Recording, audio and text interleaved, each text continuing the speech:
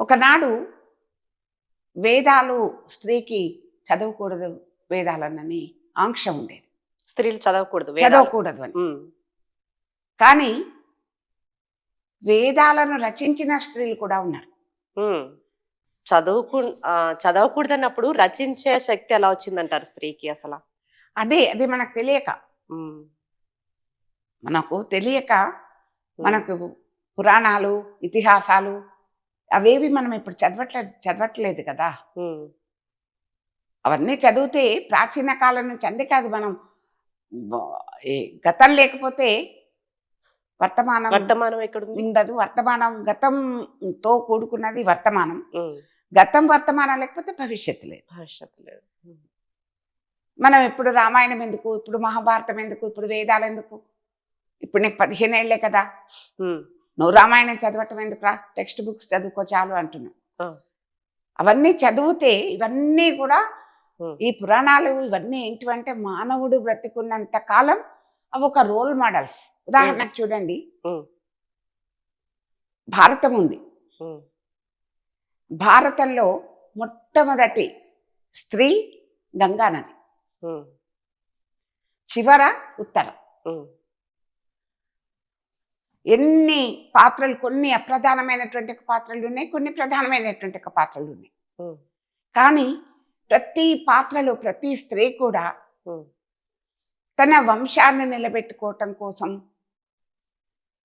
తన కుటుంబ ధర్మాన్ని నిలబెట్టుకోవటం కోసం, తన యొక్క సౌశీల్యాన్ని నిలబెట్టుకోవటం కోసం ఎన్ని త్యాగాలు చేసిందో మనం కొన్ని మచ్చుకు చెప్పుకోవాలంటే అందులో చాలా వైవిధ్యాలు ఉన్నాయి. ఉదాహరణకి చూడండి, భారతాన్ని తీసుకుందాం. భారతంలో అనేక మంది స్త్రీ పాత్రలు ఉన్నాయి. అయితే భర్త చనిపోయిన తర్వాత మాద్రి సహగమనం చేసేసి, మరి ఇంకొక స్త్రీ కుంతీదేవి భర్త చనిపోయినాక కూడా ఆమె పిల్లల కోసమని బ్రతికి ఆమె యొక్క అన్న బావగారు దగ్గర, బావగారు తోటికోడలు పంచలో పడి అనేకమైనటువంటి యొక్క సేవలు వాళ్ళకు చేస్తూ, అంటే ఇది ధర్మయుద్ధం చేసింది పిల్లల కోసం. తన భాగం తను పిల్లలకు పంచుకోవాలని వాళ్ళతోటి ధర్మయుద్ధం అంటే ఏంటంటే వాళ్ళ హింసాత్మకమైన పనులు చేయలే, వాళ్ళ ఇంట్లో ఉంటూ వాళ్ళకి సేవలు చేస్తూ తన భాగాన్ని తనకు రావాల్సిన భాగాన్ని తన పిల్లలకు తెప్పించుకోవటం కోసం జీవితాంతం ఆమె వాళ్ళకు శుశ్రూషలు చేసింది. పాపం అక్కడే వాళ్ళ పంచని చనిపోయింది. అదెంత గొప్ప. అదేవిధంగా ద్రౌపదిని తీసుకుందాం. ద్రౌపది తన కొడుకులకు జరిగినటువంటి ఒక అన్యాయం వల్ల వాళ్లకు రావాల్సినటువంటి యొక్క రాజ్యం వచ్చేదాకా, అంటే శత్రువులు చచ్చేదాకా నేను నెత్తి ముడి వేయనని శపథం చేసుకున్నా. ఎన్నెన్నో కష్టాలు పట్టాయి. ద్రౌపది పడినంత అవమానాలు, కష్టాలు ఎవరూ పడలేదు. ఎందుకు పడింది? ఆమెకు ఆత్మస్థైర్యంతో. అవమానాలు పడటం ఎవరికి ఇష్టం ఉండదు. ఎందుకు పడింది? శకుంతలను చూద్దాం. శకుంతల ఇతివృత్తం చూస్తే ఆమె దుష్యంతుడు వచ్చి ఆమె 16 ఏళ్ల కన్య ఏదో బలహీనత వల్ల అతడికి ఆకర్షితురాలైపోయింది. అతడు వంచిండు. ఆ వంచి ఆమెను వదిలేసినప్పుడు ఆమె పాపం ఎక్కడో వనాలలో ఒక మొలకలాగా, ఒక పువ్వులాగా, ఒక వృక్షంలాగా సుకుమారంగా, హాయిగా, స్వేచ్ఛగా బతికినటువంటి ఒక స్త్రీకి అంత పెద్ద కష్టం తీసుకొచ్చింది. వదిలేసింది, పరిత్యాగం చేసినప్పుడు ఆమె అతను వెంటపడి బతిమలాడలేదు.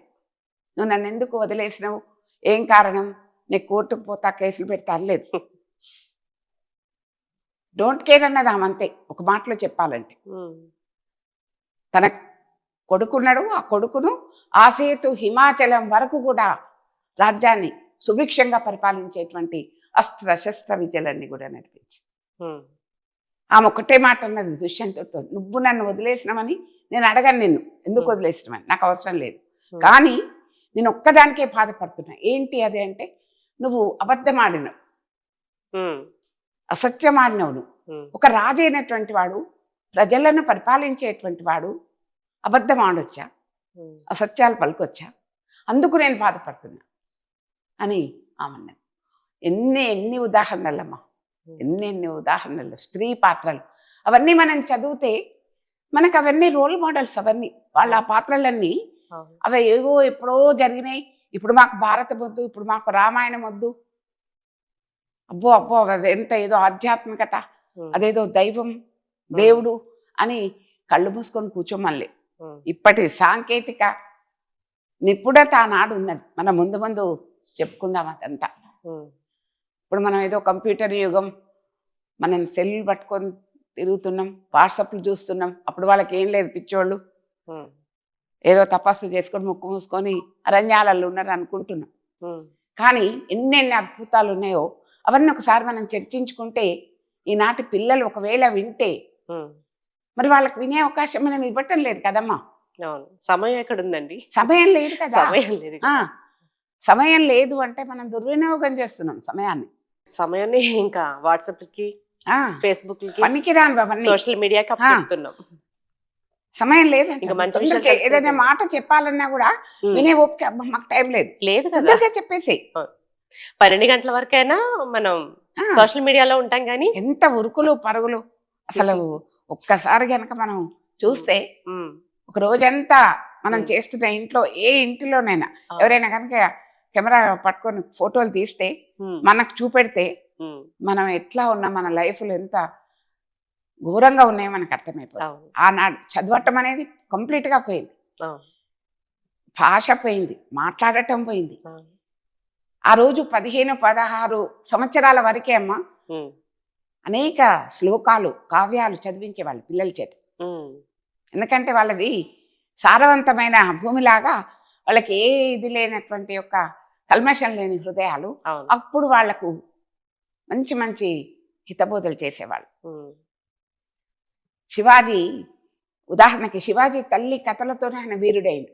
ఒకసారి ఒక ముస్లిం యువతిని శివాజీ దగ్గరికి తీసుకొని వచ్చి పట్టి బంధించి తీసుకొచ్చి, ఆయనకు అంటే స్త్రీని వాడుకోమన్నట్టుగా తీసుకొని వస్తే, ఆయన ఆమెను కూర్చోబెట్టి కాళ్లకు దండం పెట్టి, అమ్మా ఎంత చక్కదనంగా ఉన్నావు, నేను నీ కడుపులో పుట్టుంటే నీ ముక్కు ఎంత బాగుంది, ఆ ముక్కు నాకు వచ్చు కదా, నీ కళ్ళు ఎంత ఆకర్షణీయంగా ఉన్నాయి, ఆ కళ్ళు నాకు వచ్చు కదా, నీ ముఖంలో ఎంత పవిత్రత ఉంది, ఆ పవిత్రమైనటువంటి ఒక భావాలు నాకు వచ్చు కదా, నీ కొడుకునే వచ్చే జన్మలోనైనా నీ కొడుకునే పుడతా అంటే, ఆ స్త్రీ అయితే చాలా ఆశ్చర్యపోయింది. ఎందుకంత గొప్ప సౌశీల్యం ఆయనకు వచ్చిందంటే తల్లి కథల వలన. ఇప్పుడు కథలు ఎక్కడ ఉన్నాయి? కథలు ఏమైనా చెప్తున్నామా మనం పిల్లలకి? మంచి చెప్తున్నామా?